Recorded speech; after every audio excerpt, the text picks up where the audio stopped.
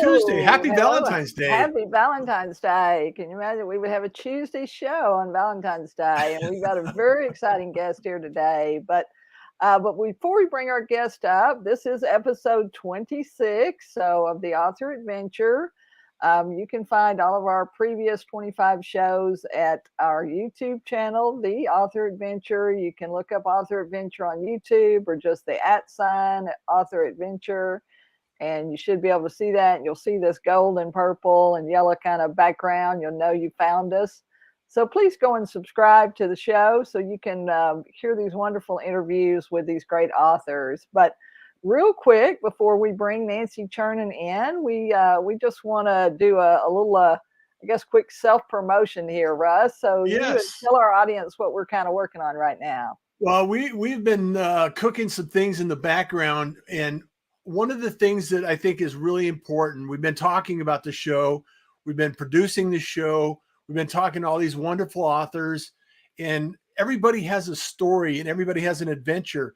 And one of the things that is a common thread among all authors is getting started and producing results. And we thought that it would be beneficial for everyone in the community if we actually set that standard and got started, wrote a book, published a book, shared the book, and produced this outcome, because it's really important to set the example and share the information and the experience that we have with other authors that are thinking, should I, do I, could I, can I?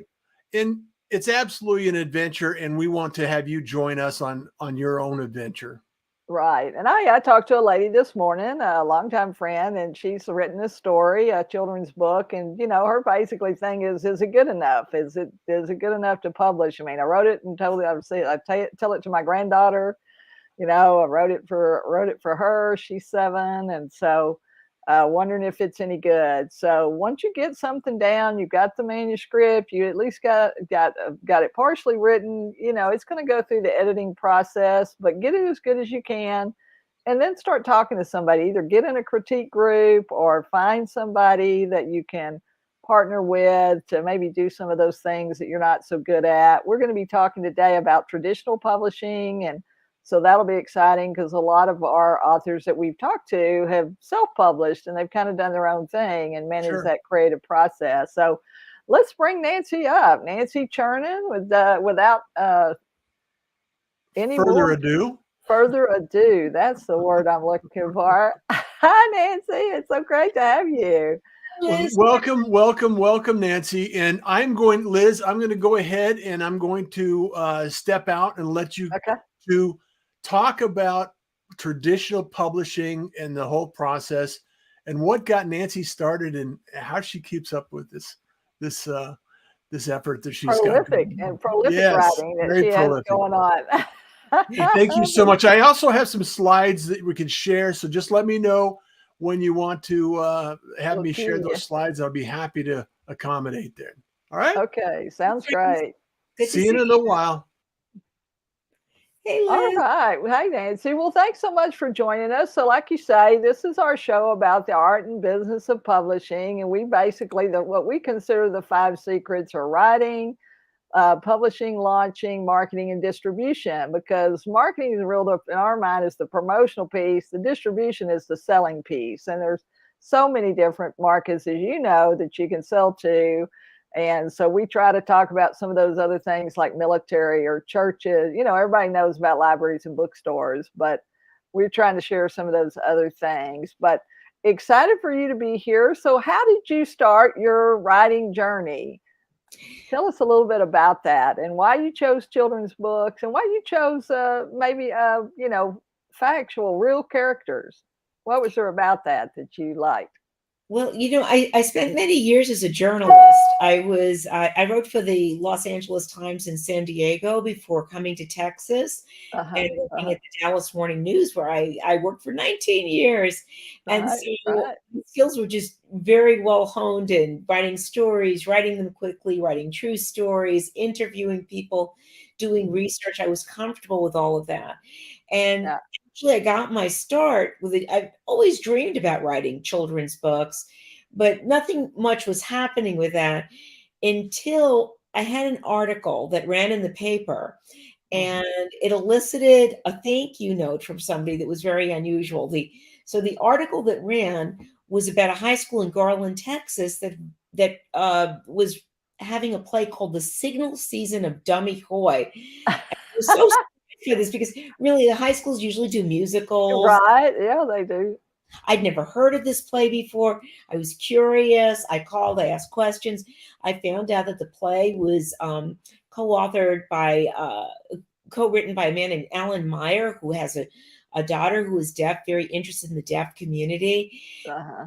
It was the true story of William Hoy, who Right, was, when right. Abraham Lincoln was president, wanted to play baseball. He was deaf. They said, how can you play? You can't hear the umpire's calls. He teaches them his language, sign language, safe, out. This is what signal season. I went, this is amazing. Wrote the article. Amazing story. I know, and I got a thank you note from a man in Columbus, Ohio, named Steve Sandy. And I'm going, well, I always like getting a thank you note, but why is someone in Columbus, Ohio, interested in a high school play in Garland, Texas? Right. And it turned out that Steve Sandy had everything about William Hoy on Google Alert. He's a friend of the Hoy family. His dream was for Hoy to become better known. We started emailing back and forth. I wanted to make his dream come true. I promised him I'd write a children's book. Right, right. And so that's how you got started. So that's the first one, the William Hoy story of a deaf baseball player. So that's just fabulous. Well, yeah, and that's that's the thing. There's so many of these ordinary people who did extraordinary things, and we don't know their stories, but they are role models, and they can be role models, especially for kids and kids, that have certain issues. And Christy, our friend Christy, she says we all have some kind of disability, Liz. It may be social, it may be physical, it may be mental, it may be emotional. I mean, but we all have issues and things that we struggle with. And so to hear these stories of people that struggled and then were successful and achieved something great, and I know that's kind of a backstory for all of your stories that you're telling. And so I think that's just great, and I appreciate you coming, and maybe, like you say, we can share that here on the show and more people will know about that and go check these books out. So all your books, available on Amazon and Barnes Noble across platforms, I'm assuming, and pretty much. Independent bookstores. You can go to your independent bookstore, and they'll have, you can either, you can request or order it. Most of them are in libraries, just about all of them. If they're not in the library, you can request them, and you can also get them from the publishers, because again, these are commercially published. Right, right. So that's what, and commercial, and Nancy means by that is traditional publishing, commercial publishing. These are bigger publishers that already have, a network in the stores and into bookstores and libraries and schools, because they publish multiple, books for multiple authors versus an independent or someone that self-publishes, and then maybe they put the stories up themselves on these platforms. So well, that's exciting. Well, so you just started with that, but did you go out and find an agent after that for the other books, or was it just you looked at the publishers, or you sent stuff to publishers? Well, you know what, when I was telling you about this, I made it sound so simple, didn't I? But I'm being very honest. I promised my friend Steve Sandy in 2003 that I would write this book so that kids would know about this great deaf hero. And also one of Steve Sandy's dreams was that they would write letters to get him in the National Baseball Hall of Fame. Hall of Fame. Okay. I made this promise. Well, there are no deaf players honored there so far. So I made the promise in 2003. This book came out in 2016. Right. It didn't take you long to do the math, I'm sure. Why did it take long? Because I wanted to go commercial, and I was getting a lot of rejections. So I really what I had to learn was picture book writing was different from newspaper writing. Now, I learned a lot from being a journalist. I mean, I learned to research. I learned to write quickly. But writing quickly wasn't going to do the job of learning how to write a picture book, the structure, the form, getting the emotions into it. See, all these years I've been trying to keep the emotions out of it. And I learned to identify, bring the emotions into it. There's an old saying, no tears in the writer, no tears in the reader. Right, right. I had to make myself vulnerable, and I took classes, I took programs. I got my agent before my agent actually sold this very first book. I got my agent in 2013. Right. There's a wonderful group called 12 by 12 Challenge run by Julie Hedlund. You were encouraged to send to, there was an agent of the month, and I sent my version of the William Hoyt story. Again, this is in 2013, so 10 years ago. Right, right. Yep. But she liked it right away, and she took it on. And then she got some rejections before it finally sold in 2000, I think 14, right, when it came out in 2016. Yeah, so that's it. I mean, and we always tell people that author and being an author and being a writer is a journey. You know, it's not a one and done kind of thing. It's not something you're going to do in a few weeks or a month. And that's why you got to write about something you know or like, because you're going to live with it for years, maybe. I mean, my first book, I've got it 30 years and I'm still selling that book, and I still take that book out, you know, when I go out and talk about it, and people still like it. And so, you know, you got to just be in it for the long term. You can never give up. A lot of our authors have said their best advice is never give up, just keep plugging away. We had a gentleman on who's actually a pastor, and Alex Haley told him 30 years ago he needed to write a novel. And he finally got it published last year. You know, he finally did. He's been working on it all these years, but the 12th revision is what he finally ended up publishing. But he went and learned script writing. He went and learned to write shorter, which I think probably the newspaper helped you do that. I mean, I think it certainly is, being a journalism major and then having an advertising company is put me way ahead of a lot of people, just by the nature of, you know, I have skills and access to resources, people as well, as the knowledge, you know, to make some things happen. So that's great. Well, that's fun. So, and then what was I saying? And I only want, you know, Nancy's got a lot of books. Nancy's got 10 books, I guess, and then she's got 10 books out now, 6 more coming out next year. And you know what? I know you were going to ask me about this book, and this book so typifies what we were just talking about, not giving up. So I find myself really drawn to stories. You also have to find the stories that draw you, right? And the things you're going to stick with are the ones that speak to your heart. And so after William Hoyt, which I wrote really to make my friend's dream come true, and ended up making my own dream come true, becoming an author, which I wasn't even thinking so much. But then I went, what's my next book going to be? And I found the story of this man, Dashrath Manjhi, true story, lives in India in a poor village, where the kids they have to climb a 300-foot mountain to get to school on the other side. Wow. Sick to get to a doctor, the elderly to get to markets. And so he's not rich, he's not famous, he's not powerful. I always say to the kids, was he the biggest? Was he the strongest? No. Strong in his heart. Where can we all be strong? In our hearts. To me. So all he has in the world are 3 goats. He trades them for a used hammer and chisel.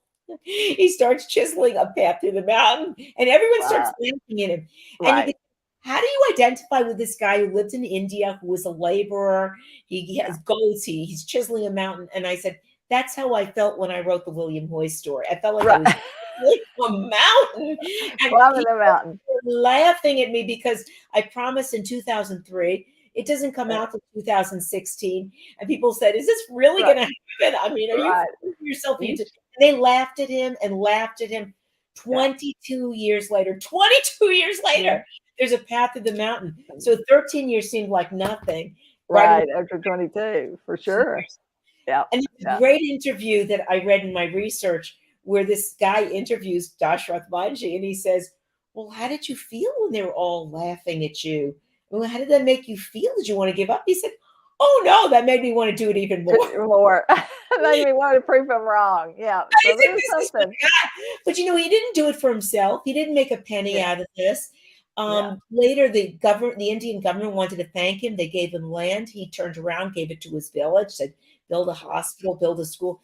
This guy was not in it for himself. He honestly just wanted to make things better for others. And I just admired him so much. So I write about the people I admire. That's one common theme you'll find in my common thing. writing about the people who inspire me, the people who made the world a better place, not the biggest, not the strongest, but they persevere. They can't be laughed out of their dreams. And all you writers out there, don't be laughed out of your dreams. That's right. Yeah. And that's it. And we would do this. I mean, we have this show to create this safe space for people to come when you don't believe in yourself. Come here Yes. because we believe in you. And these Yes. authors that we're interviewing, they're going to tell you these stories, and everybody's kind of done it in a different way. And sometimes most of the time it takes a long time. Every once in a while, somebody gets lucky and they hit it right off the bat and something goes pretty well, or they get picked up or something happens. And but it's always a challenge and it's always a struggle, and you learn from it though. You learn from the struggle, and so you got to stay with it. And yeah, and we wanted to talk about these people of color because obviously it's Black History Month. We've got Women's History Month coming up, and so that's why I wanted to go through some of your great books. You've got Martin and Anne, the kindred spirits of Martin Luther King and Anne Frank, and I think, well, that's a really interesting concept. And how did you kind of come up with that, or where did that come from? That is so interesting. So Martin and Anne, okay, I'll show you a nice copy of this. So I was feeling, what, again, they come from very emotional places. Yeah. So this was in 2017 when this idea started germinating, and where it started was I was seeing a rise in hate crimes. Right. And it was getting me really down because, we want to think that in our development as human beings that we're getting better. We're getting better. Yeah. More loving, kinder, more inclusive. And instead I felt like we were going backwards, and I was getting really down.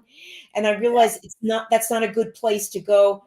So I tried to think of people who kept but never gave up when things were bad, never gave up on the human race, never stopped advocating for kindness and for love and hope and joy. Yeah. So I thought of Dr. King because look at what he went through, and he never gave up hope that we could create a better world together. And I thought of Anne Frank. In her diary, she never gives up on the human race. She even says, "I believe that people are truly good at heart." And she's saying this during the Holocaust. The Holocaust, yeah. So I looked at them both, and I realized they're both born in the same year, 1929. And then it's what was going on in 1929. We had a stock market crash, we had the Great Depression, and these economic issues, people brings out the worst in people. They start brings out the race to people, yeah. And then I started almost making a Venn diagram of what was going on with them at the same times in their lives. And they were in different parts of the world, but the same thing, experienced some of the same hatred, like you say, and the same, Exactly, Liz. Exactly. So I always start out presenting this. I say, look at all the ways in which they're different. We have different genders, races, religions, parts of the world, different languages. They seem as different as can be. And by the time you finish the book and you see how they couldn't go to their neighborhood schools, how they were excluded from activities growing up because of race, because of religion, how they both turned to words to articulate their vision of a better world. Again, you authors out there, words are important. Words are important. Yeah. Words, they build our lives, and they take, and they take lives and they give life, and they're so much more important than we think. Exactly. And that we don't remember Martin and Anne because they were the biggest or the strongest, because they went football games and they didn't give concerts. Right. That's right. We remember them because of the quality of their words and the words that came from their hearts and their souls, and that they still inspire us and they guide us. They give us light to help guide us as we try and build a better world for our children. Right. For sure. So I love that. And I think that's really great. And that is, and so that's a contrast, because you've got some, like you say, comparison and contrasting going on, the things they have in common, the things they don't have in common. And as a writer, you want to look at some of those things. You want to say, do I want to write it like this or like this? And there's a lot of different ways that people can write. And so that's the other thing we want people to know here. Nancy doesn't write a story the way Liz writes a story, but that's okay. And so if you're John or Jane or or Keisha or whoever you are, and you want to write a story, write that story, write it your way. And eventually there's going to be somebody that's interested in that story. There are people that are out there that want to know, they want to hear the stories. They're going to like what you write, and they're going to want to follow you and do that. So you can find Nancy at nancychurninbooks.com. So that's NancyChurnin books, BOOKS. I'm just going to, it's nancychurnin.com, no books in it. .com. Okay, I'm sorry. Nancy Churnin Books might be your Facebook page, I think. That's my Facebook. You got my Facebook. Nancy Churnin. Okay, great. So Nancy Churnin Books is the Facebook page. So if you go to Facebook, you can look her up there. If you go to her website, it's www.nancychurnin.com. You got it. Just her name. And so that's great. So you can look all of her books up there. You can find her books at Amazon, at bookstores, at independent bookstores, at chain bookstores, at libraries and schools. So go look her up. Well, let's talk a bit about Beautiful Shades of Brown. Thank you. And I just also just want to say, Liz, what you're doing here is so important in this program. And you are so right. There's no competition in writing these books because everybody's voice is unique. The way you tell a story or the stories that speak to you, the kids need all the stories and they need all the voices. And we're not in competition. We're here to support each other. The kids can't have too many books. Right. That's right. I agree. Type of books will make them want more books, which is a good thing.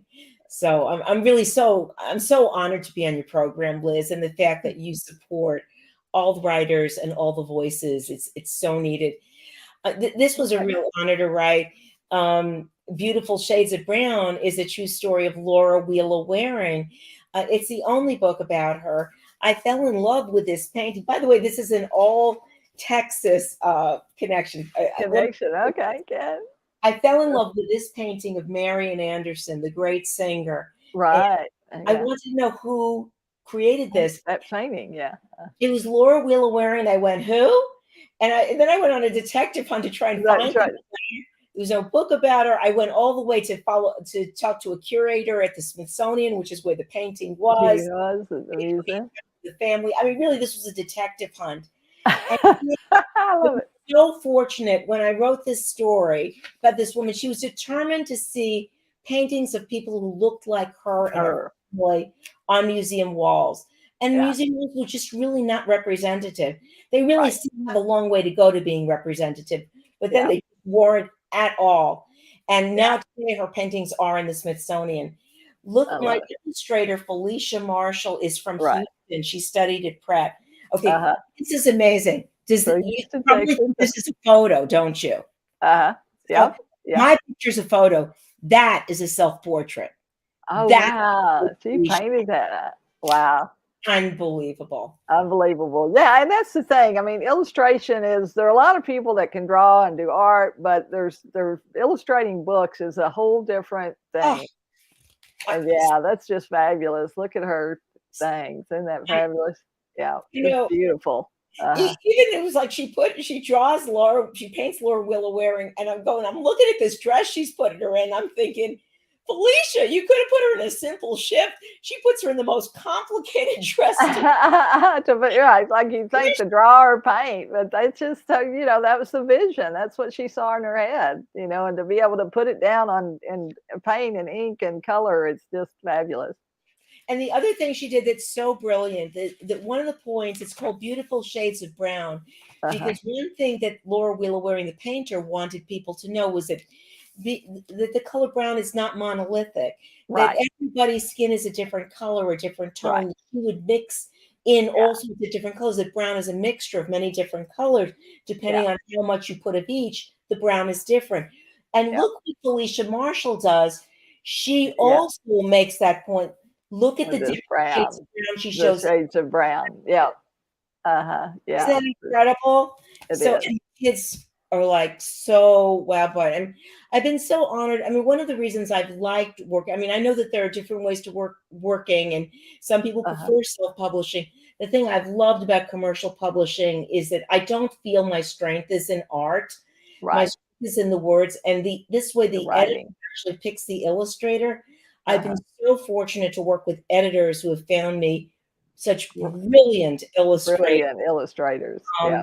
The illustrator, by the way, for Martin and Ann is Yevgenia Nayberg. She's from Ukraine. She lives in New York City, but she's from Ukraine. And and my illustrator that I was talking about, she's from Turkey. She's from Istanbul, you know, and it's just fascinating that we can work with people all over the world, or, you know, because we have that common art and, you know, writing and words that breaks down barriers, just like music does, and sports, you know, there are those things that, you know, that lift our souls and give us a soul connection with people, you know, we've never seen before or never met in person, but, you know, we can do these projects together. It's really cool. I really like that piece of it too. And the kids really can connect with the pictures, can take them places. It's not, again, it's not a competition between illustrator and author. And they come together. I mean, the illustrators telling their own stories. You saw this one. This is all watercolors. The illustrator here is Danny Popovich. And his watercolors are incredible. Yeah. I would see them come over and I'm going, wow. Right. I didn't do that, but it's so so exciting. Yeah, it's so incredible. And I love that. Yeah. I love being surprised. Right. It's so incredible for sure. So, well, we don't have too much time. The 30 minutes goes so fast, so we certainly will, Nancy, have to have you come back. But yeah, let's talk about Charlie Takes His Shot. Okay. And this is obviously close to my heart too. My brother's a golfer. He played golf at North Texas and SMU on the golf team. And we actually do a golf, memorial golf classic for my dad, in honor of my dad, who was actually a baseball coach and a football coach. But all of his guys, you know, play golf. All the guys that grew up playing baseball and football for him, the bunch of them are big golfers. So they were like, why don't we do a golf tournament in honor of coach? So I love this. So this is Charlie Seifert, right? Seifert, huh? Charlie Seifert, yeah, he's the first black golfer on the PGA Tour. And if you want a little baseball connection, one of his friends was Jackie Robinson. And you know, Charlie wanted to do for golf what Jackie did for baseball. They stayed friends all their lives, and Jackie advocated for him. And Charlie really opened the door that Tiger Woods walked through. All the kids think Tiger Woods was the first black golfer. And that's the reason that Tiger Woods named his son Charlie. He named Charlie Woods his name for Charlie Seifert. Right. Isn't that great? Well, illustrated by John Joven. So, I always like to credit the illustrators. So fortunate, and they really tell their own wonderful stories. Yeah, well, and since you had the books, we did have the videos, but we really don't need to use those. We're down here to the last minute, and I just wanted to say, you know, if there's what would be your best advice to somebody that's wanting to write, that's wanting to publish, wanting to do? Where's their best chances? Is it the Writer's Digest or the Writers and Editors? I know they have guides and stuff. I think Jeff Herman just came out with an updated version of agents and publishers, editors. Well, you know, it depends. In the children's book world, which is the world I'm more conversant in, the Society of Children's Book Writers and Illustrators, SCBWI, and they've got a North Texas chapter. Right. And they've got, you know, regional offices all over the country. And now because things are virtual, it allows you to tap into writers groups all over the country. You can find a critique group through there. Having critique groups, I meet with them regularly. Having other people read your stuff is important. But it's a support system. You need your program is a support system, and you need to find your own like mini support systems where you can share your manuscripts, and not only people help you get the manuscript better, but you need the emotional support too, because it's a lonely business. And just don't give up. As long as you don't give up, it's a question of how much time it takes you to succeed. Right. And that's it. And so, and once you do, it's, you know, once you hold the book in your hand, I mean, there's nothing like it. There's nothing like somebody coming up to you and say, I read your story and I just loved it. Thank you so much for sharing this. I mean, it just blows you away. And it's, So, well, I appreciate it so much. I mean, the time goes so fast. It just, I'm like, I want to stay and keep talking, but we will have you come back when you've got 5 new books or 6 new books coming out this next year. So as those start to roll out, maybe we can get you in the middle there and we'll talk about those other books you've got. Love hanging out with you and Russ. It's great. All right. Well, that would be great. Russ, you want to come back in? You got any other questions, or are we going to wrap up? No, I just really enjoyed the information and the stories from Nancy. Thank you so much for joining us, Nancy, because this is, like you said, this is a real gift to somebody that is thinking, considering, or reflecting on what they can write and the stories that are in their minds, and just have to get out to the book. Because it's important for people to share their stories, and there's somebody out there waiting for those stories to be told. Just like you mentioned, there's somebody out there that wants to hear these stories. So please don't hesitate.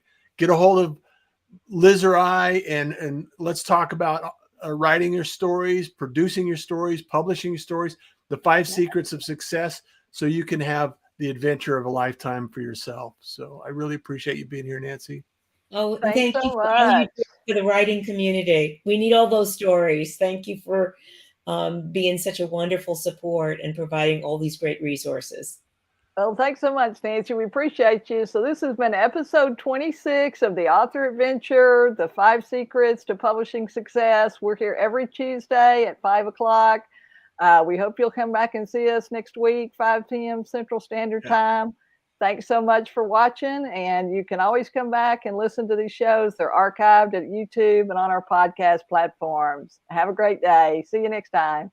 Take care. Thank you.